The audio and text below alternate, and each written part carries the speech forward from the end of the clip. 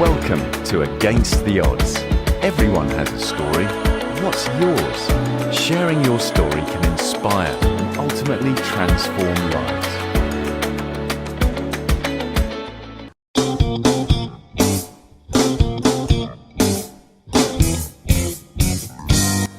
Hello and welcome to another edition of Against the Odds, a show where we believe that sharing information can help inspire and can also transform lives.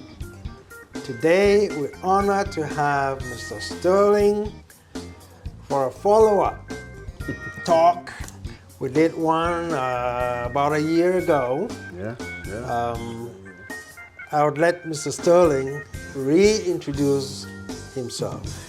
Welcome back, Mr. Sterling. Glad to be here. Thank you for having me. Sure. Wow, I guess 24-year veteran now. We were just talking about how the time flies. Absolutely. And Absolutely. that calendar of the clock doesn't seem to be stopping for either one of us. But very, very glad and proud to still be on my mission to help parents and children. Very excited to have this opportunity to share again what I've been learning and hopefully to help families who are trying to look for answers to some difficult questions in today's classroom.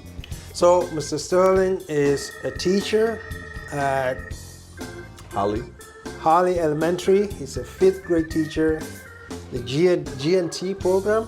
Yes, we teach the Gifted and Talented program. These are your high achievers. Kids that might need a little bit more than the regular curriculum is involving. These students can grow through project-based learning. A lot of times the on-level curriculum is a baseline for them to kind of see where they are as far as they moving up the grade levels. But as they master those concepts, these are children that need a little bit more to dive deeper into these concepts, and they're able to do that in my classroom.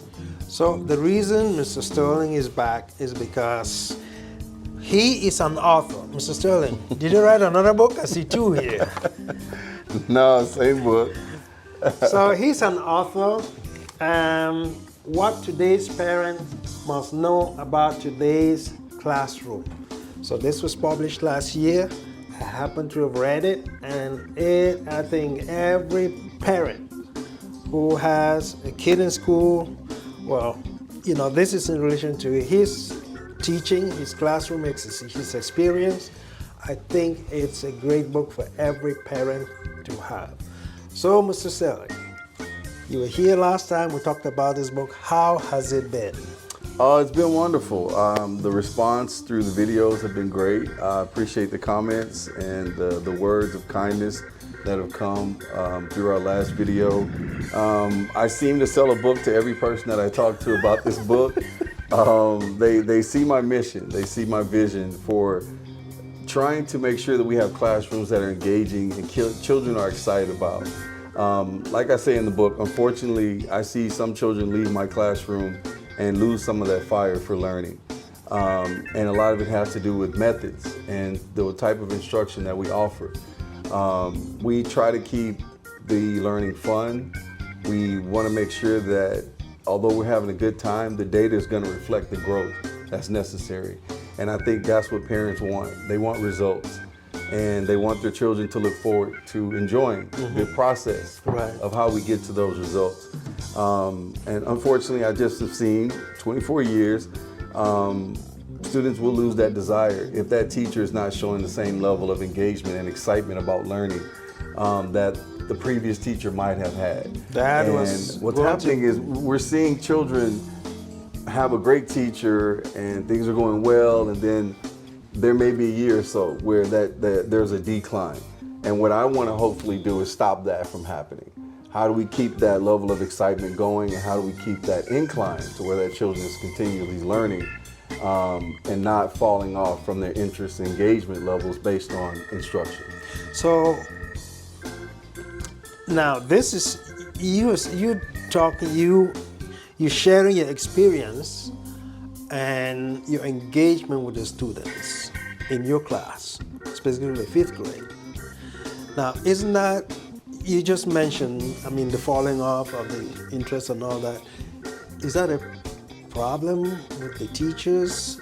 How do you translate that energy, to make sure that the teachers, kind of continue with their enthusiasm? Well, we all get the same level of professional development that's expected amongst teachers.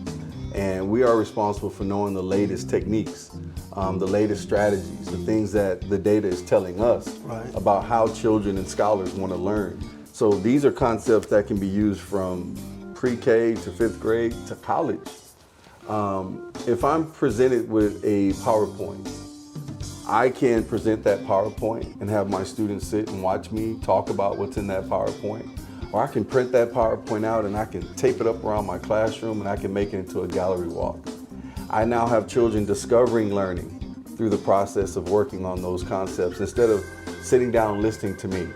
To have children sit and get is almost a negative term these days. We want children to explore in learning and then ask questions. Now I come in as a facilitator, and now I can explain these concepts on a deeper level. But I want you to first go out there and explore and just discover things, have noticings, have wonderings that we haven't explained. And now that level of learning goes a little bit deeper because of your interest level, not because of what I'm trying to push into you, but because of now you have a level of interest that you're going to ask questions that I may not have even thought of, but because I'm giving you this opportunity to study and research and explore, these things start to come out. So I'm sure you've noticed when your students come into your classroom, you probably know you see how each is and try to get that up. Now, have there been instances where students come in your class maybe not at the level you would expect, and they have grown from being in your class? Definitely. Our main goal is to grow every child, whether they are below level, on level, or above level. We have to have things in place that are going to address the needs of each level of child. And we like to call it prescriptive learning. I'm prescriptively giving you, based on your own data, what it is that you're needing.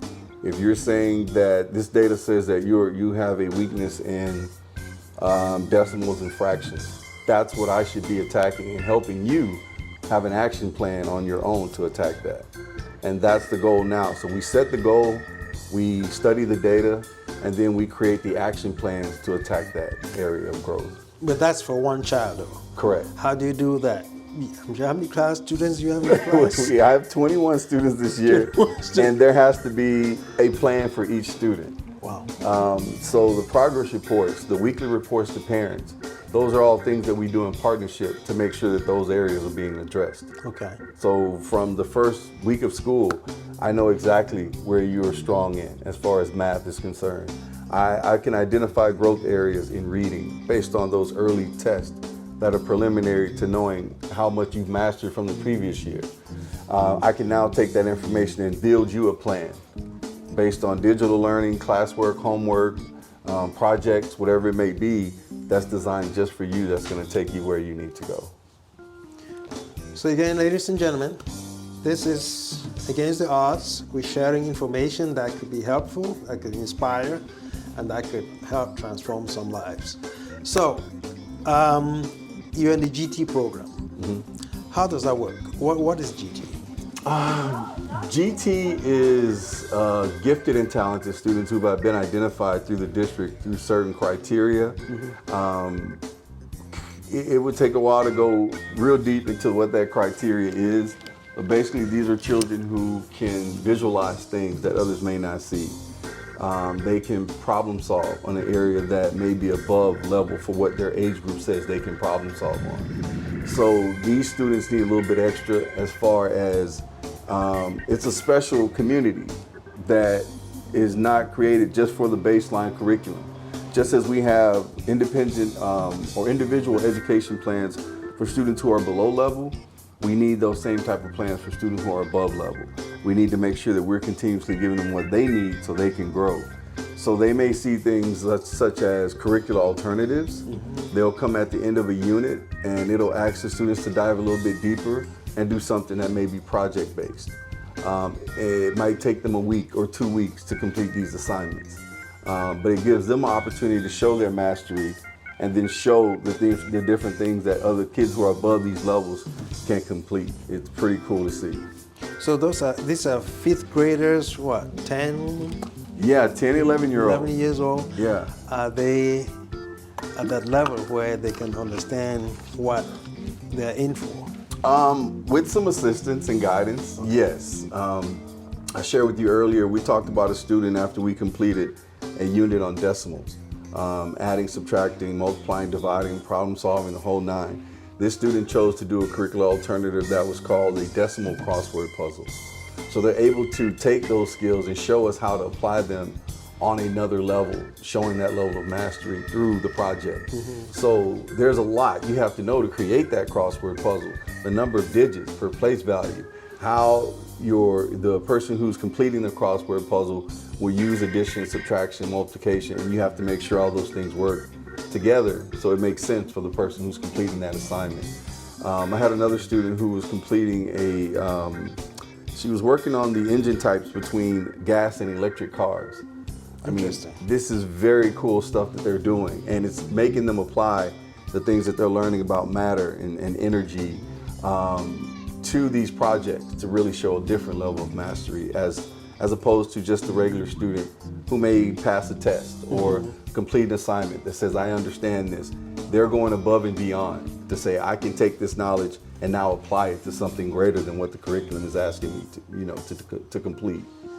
So is this a special class that those GNT students attend, or do you have them in the same classroom with?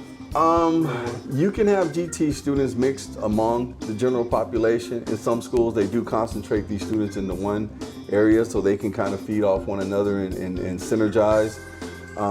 Many of the students that I have been identified.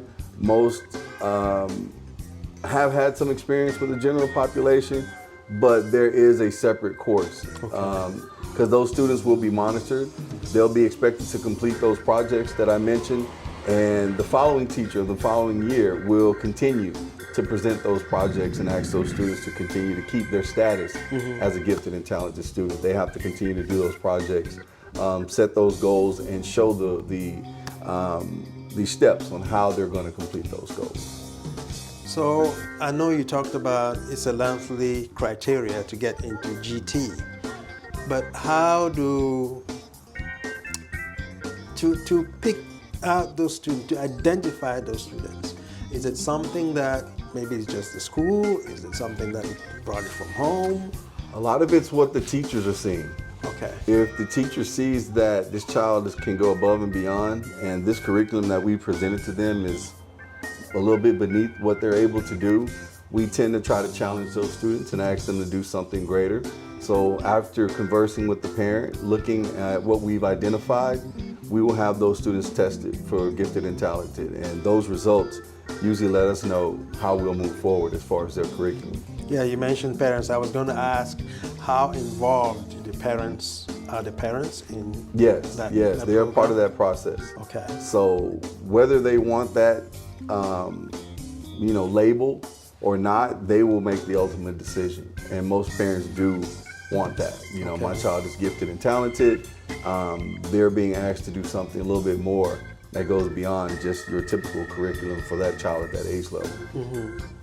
Have you followed your students through, 6, 7, 8, and how has it been? They follow me. Okay. I usually get an email. We have this wonderful system through Schoology. As long as my students remain in Fort Bend ISD, they're able to contact me, email me, and I get a lot of great responses. Thank you, Mr. Sterling. This 6th and 7th grade math class was pretty easy. You prepared me. Thank you so much for that. And I talk a lot to my 5th graders about the upcoming years and wanting them to see how that timeline works and how everything we're doing is connected to what's coming next. So we stress that a lot, and they hear it. Not to the point where I want them to be frightened, but I want them to be cautiously ready. Don't play around with this, because those 6th, 7th, and 8th grade teachers are going to expect you to come in knowing certain things. and they may not want to reteach these items. They're going to expect you to know this when you get there. Right. So we shoot for mastery, and we talk a lot about the importance of doing the daily work and getting your own understanding. And that's what gets you ready for what's coming up next. Not someone trying to shove it into your head, but you taking the time to gain your own understanding, and that's where the magic happens. Okay. How's the relationship between the regular students and the GNT students? It's phenomenal. My GT students are quite humble. They're not the type of students that think they're anything better or different than the other students. I like to remind my students that all of us are gifted, all of us are talented, and whether you've been identified through the district, there's definitely a gift that you have that was just for you. We want every child to find out what that gift is. We want them to nurture that seed, and we want them to produce whatever that's going to, the outcome. But they tend to work very well together. And the projects that I mentioned are available as an option for any student in the classroom. But more than likely, it's going to be the GT students that are requiring or asking for a little bit more. Right. Where the other students may give it a try. But it's definitely something that's going to tax them through the amount of work that's involved and the amount of time that they might have to invest into these projects. Okay. So have you had students who have gone to college, and how do you measure the success of the GT That's a great question. Unfortunately, as a fifth grade teacher, we don't always get to see the outcome of some of our the things that we've invested in. If I were in the middle school or high school, I'd probably see some more of those students who are graduating, or I have been invited to some graduations, but it may not have been students who were specifically GT, but just students that I've taught over the years who've appreciated. And for someone who's in the 12th grade, getting ready to graduate, to think about their fifth grade teacher, that means a lot. It's like, wow, you're reaching back 6 years to say thank you. And I very much appreciate that. But I do think with me being one of the male teachers that they may have, that's something that kind of keeps me in the background, the forefront of some of these students. They're like, I remember Mr. Sterling. He was one of the few male teachers that I had. Absolutely. And we talk about that a lot. Absolutely. You were the first male teacher my son had in fifth grade, and he remembered that. Yeah. You know, he just loved you because it was different, How has the book been received? It's been received well. I can't really put a number on it. I would say that in the years that I've been pushing the book, I would probably surpassed my 1,000 copies sold by now. Something I kind of want to celebrate, but not to the point where, I've been very humbled by this experience, because the marketing is a beast, and I'm learning a lot about the internet and the things that people want to hear versus the things that they're not interested in. But finding parents who want to help their children is easy. That part has been easy. It's getting the word out to more parents, to letting them know that I do have the answer key. I have a lot of answers to the questions that they have and problems that we've been presented. So I'm even starting an after-school program. I want to do a nonprofit. I'm going to call it The Answer Key. So if you got some questions, we got the answers. Come talk to us. And that's how we're going to try to get the book, the after-school program, and everything else kind of up and running to the point where we understand that there are some things that are very unclear when it comes to this process of educating children. And we want to make sure the parents understand exactly what they need to understand to make sure that those steps are happening in place, so it's not so unclear. Yeah, we can make it crystal clear for them now. Okay. So that's at the general population and parent level. What about the administration, the school system? What is it something that? I haven't really pressed, to be honest, the administrators that I currently work with, or those who may have learned or asked about my book, it just, you worry sometime about the legalities. I'm an employee for the district. Right. I don't want to seem like I'm using the district for my own gain. That is true. So if someone wants to know, I'm definitely there to share with them, but I don't know all the legalities, to be quite honest with you, about me being able to go through the district and share this knowledge with other people who might be able to put me in the forefront of other teachers or other parents. But that's something I'm definitely inquiring right now. How do we get this book and this information in the hands of more people who are in the administrative positions that can share this knowledge and that can study my data and look and say, okay, this gentleman has produced some very quality numbers and his children seem to show the adequate growth. This is the model that we should be looking at. Absolutely. But a lot of times we get the experts that we have to read about that may come from another state or come from another district. But we have people. Why are you here? We have people Why in are our you in this district system? that have answers that work for the children and the populations that we serve. So again, those administrators know who I am. I would hope that in the future that I could possibly be used in a manner of helping new teachers develop ways that have worked for me over 24 years. Wow. Looking at you with all the ideas that you have you thought of being maybe a principal or somebody up there who can actually make a difference, like by instilling, imparting those principles that you've listed? I would definitely want to take what I've learned and teach it to a larger audience. The role of administrator is one that I'm a little concerned about because I would be dealing with mostly adults as opposed to the children. And my real joy is working with the children. I do want to work with principals. I want to work with school counselors. I want to work with daycare owners. People who can influence employees to do the techniques and strategies that we've learned and talked about. But I don't see myself in a position where I'm just working with adults and having meetings. There's no joy in that for me. My joy comes from the fall to the spring and seeing the growth from the work that I put into that child. However, I do think this information is beneficial for administrators. If you want to find out the best techniques and strategies that children are requesting, I'm doing what children are saying they love. So the question becomes, why isn't that happening in every classroom?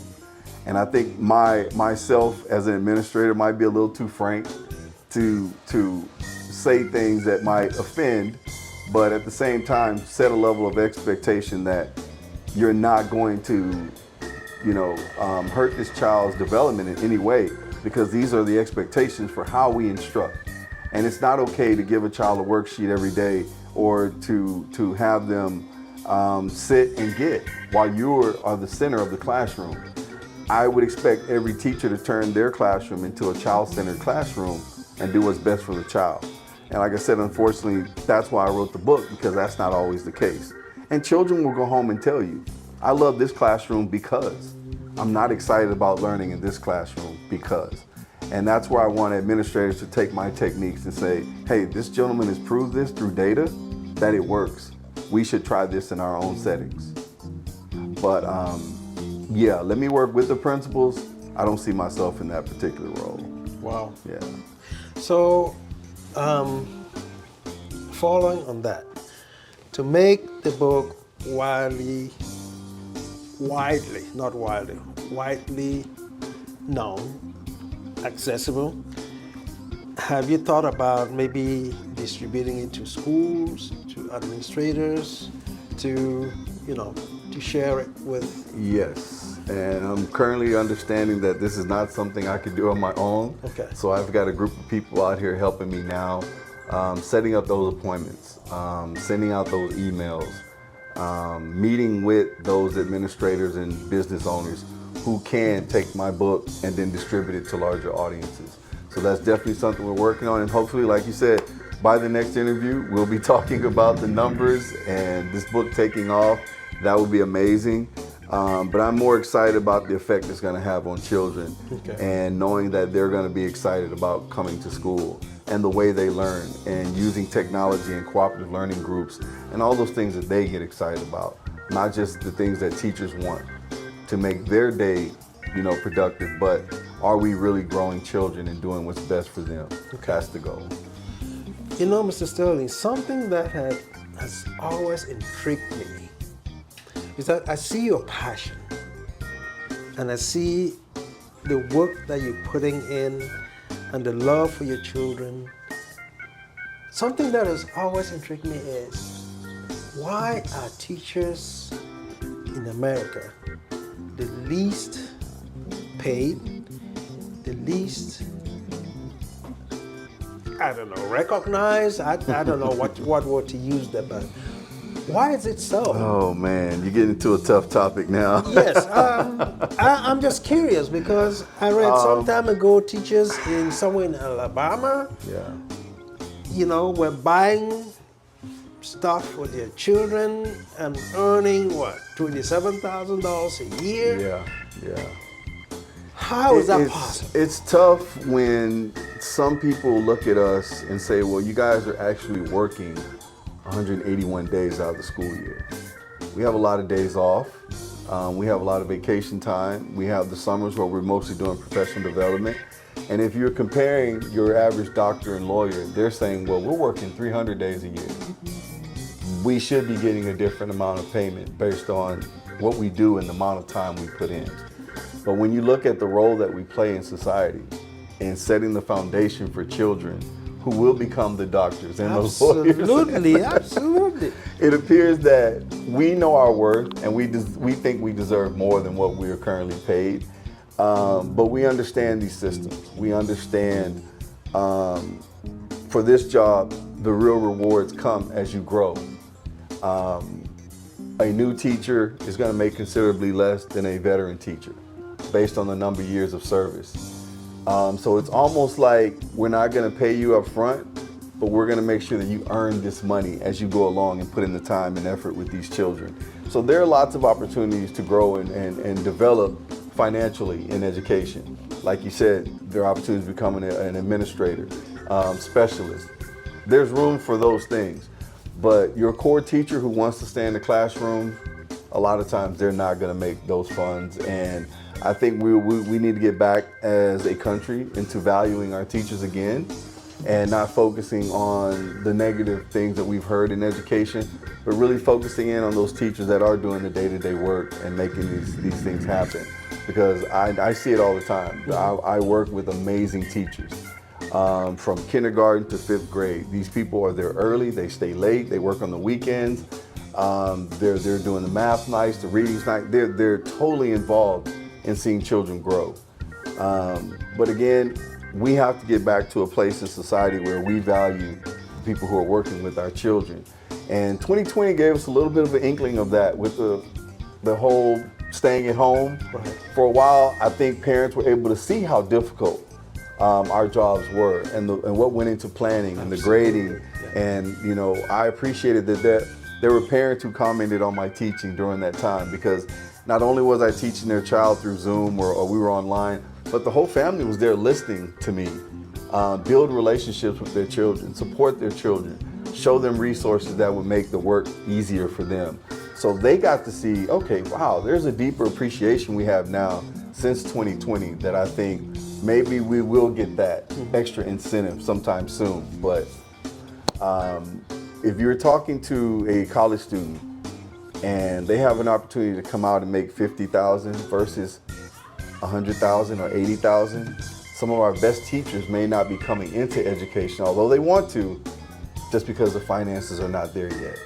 So maybe when we get that finance level to a part where we can attract some of those best college students, we'll see that start to translate into our classrooms. Right. Yeah. But that will take some political. Yeah, it's going to take some time, but it's coming. It's kind of happening right now. HISD is doing a program where they're paying new teachers some pretty hefty amounts. Okay. And they are going to be required to do a lot of work to earn that money, but we see the importance of that extra incentive and how it's going to attract the best teachers. Wonderful. Yeah. Wonderful. Hope that's the way to go, Yeah, because it'll probably be after I retire. They'll start paying them $100,000 a year. which would not be something out of it, because I'm looking at it like these are the presidents, the senators, and CEOs of the future, and these are the people molding those people. Yeah. They should be valued more. Well, They should be, I mean, also remember that America has another system for those who aren't going to be successful. And that system has a lot of jobs. Your policemen, your sheriffs, your judges, your court-appointed lawyers. So they're expecting some people to not do well. And they're not going to go to college. They're not going to graduate. So that becomes a whole nother question of why or how certain communities aren't getting what they need. Because I feel like we've always known what was best to educate children. We just didn't always offer that to every community. And that's why I want to come in and give every community the best opportunity to grow and master these concepts. that is great. So you keep 24 years, you keep going. Yeah, man. I have an option to retire Energize probably that like money 5 years, thing. but I can't see myself doing anything else. Right. So even after I retire, I want that program to be my next job. So it'll be a mini retirement. Yeah, I'll celebrate a little bit for my years in the district, but I definitely continue to plan on working with children beyond my retirement. Interesting. Yeah. So where can people get this book? Well, we just fired up the KendrickSterling.life All right. website. Okay. Yeah, we're up and running now. So you go to KendrickSterling.life. You'll be able to purchase the hard copy or the softback there. It's going to look very plain as we're adding a lot of things to it right now, but this video, other videos we've done in the past, along with some merchandise and things to support the effort, will all be at that place where you can find the book. Wonderful. Yeah. Hey folks, again, Against the Odds, please like and share and subscribe. Whatever we need to do to get it out there. Let's Help get it us. out there. Let's get it out there. Mr. Sterling, it was good having you again. Always, always. And come back. I when will. we sell 1 million copies of those books. All right, we claiming it. We claiming it. All right. Well, thank you very much. Thank you for having me. Okay.